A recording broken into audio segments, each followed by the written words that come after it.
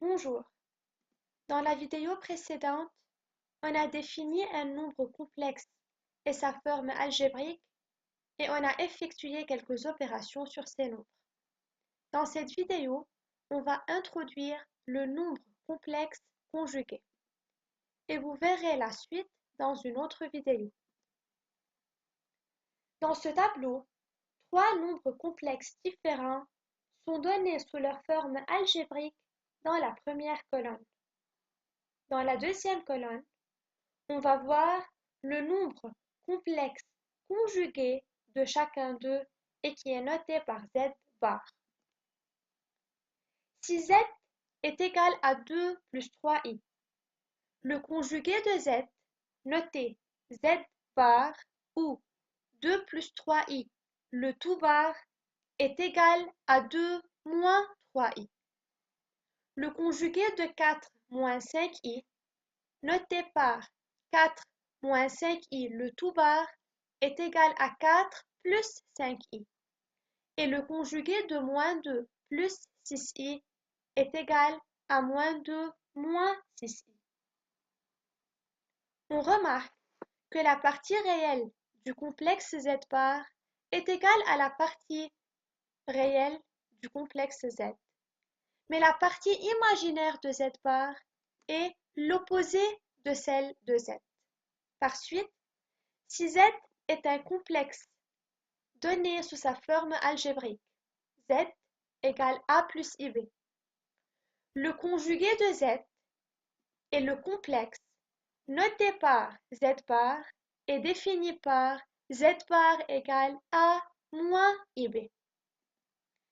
Si la question est de déterminer le conjugué du complexe suivant, attention, z bar n'est pas égal à 3 moins 2 moins 3i fois i.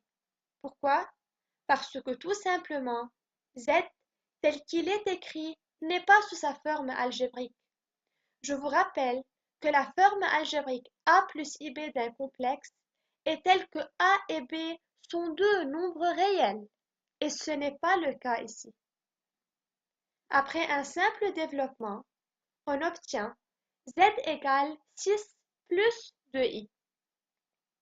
Une fois on connaît la forme algébrique de z, on applique directement la définition du nombre conjugué et on écrit z bar égale 6 moins 2i.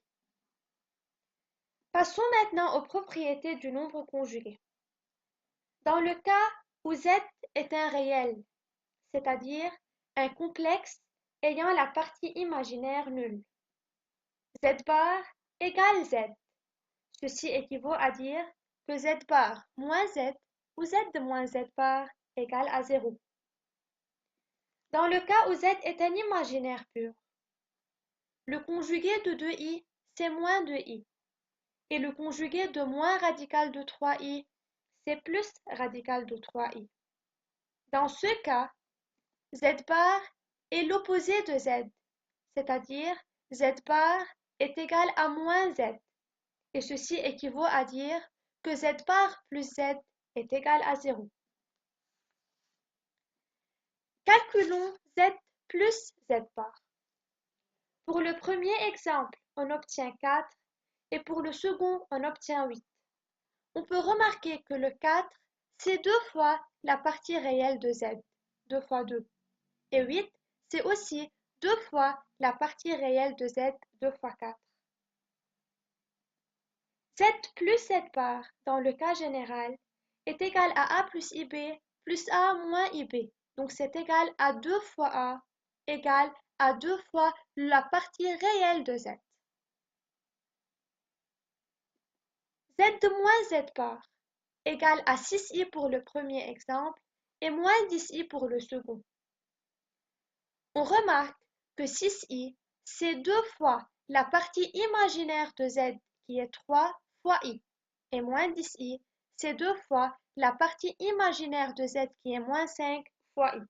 Donc, pour z de moins z bar, la réponse est de la forme 2 fois i fois b, c'est-à-dire 2 fois i fois la partie imaginaire de z.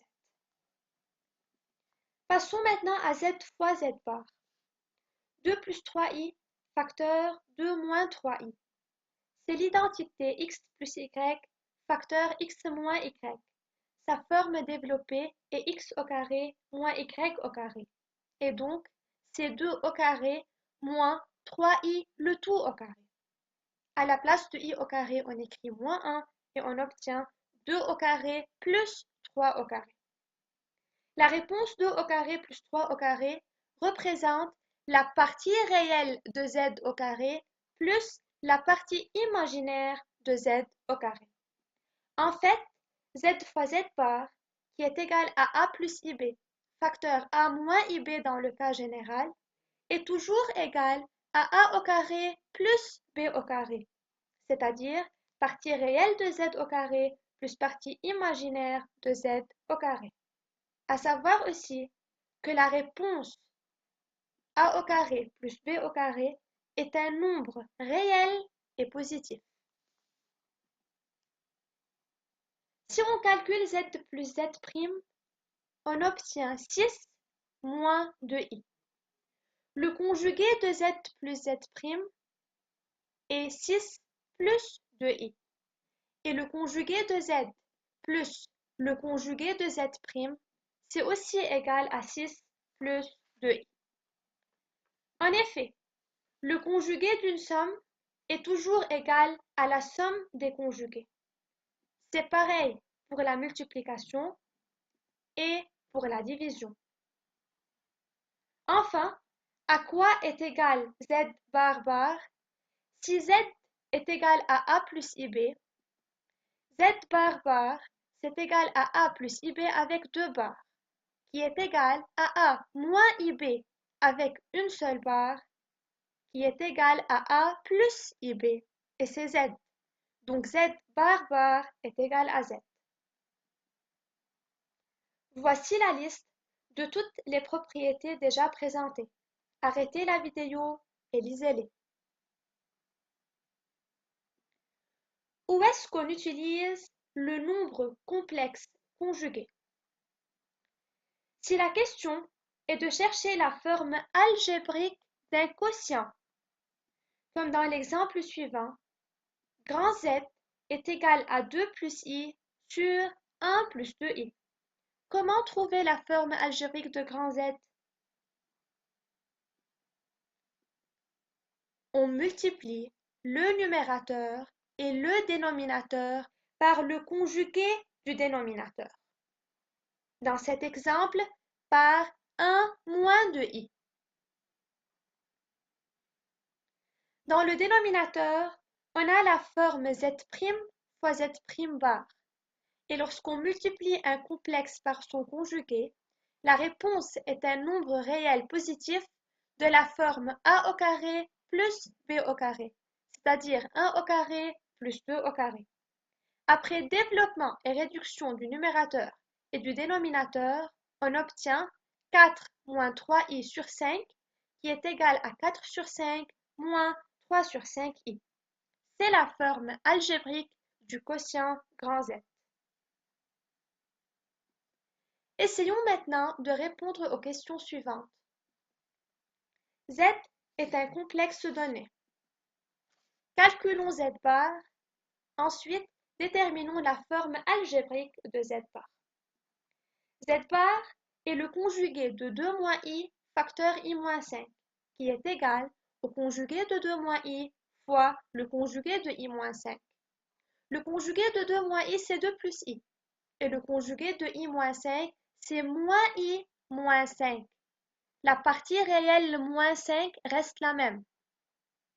Une fois z bar est trouvé, déterminons sa forme algébrique. Dans ce cas, on effectue un simple développement, on réduit les termes semblables et on obtient moins 9 moins 7i. Même question pour z égale 1 plus 2i sur 1 plus i. Calculons z bar. Le conjugué d'un rapport est égal au rapport des conjugués. Et le conjugué de 1 plus 2i, c'est 1 moins 2i. Le conjugué de 1 plus i, c'est 1 moins i. Z bar est trouvé. Comment chercher la forme algébrique de z bar? c'est un quotient.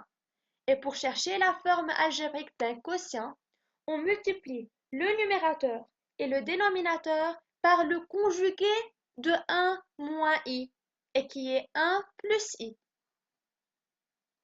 Après développement et réduction du dénominateur et du numérateur, on obtient 3 sur 2 moins 1 sur 2i. Vous pouvez voir ces pages sur votre livre. À bientôt.